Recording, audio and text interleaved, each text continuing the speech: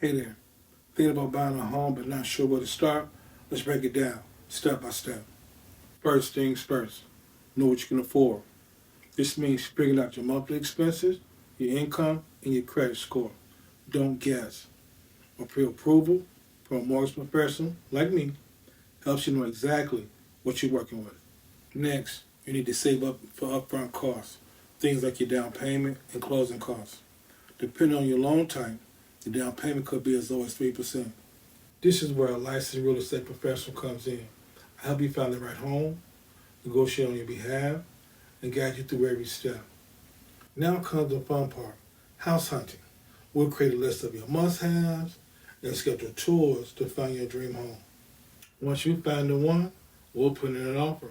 If it's accepted, that's when inspections, appraisals, and final loan approval happen. Finally, closing day. You sign the paperwork, get your keys, and boom, you're a homeowner.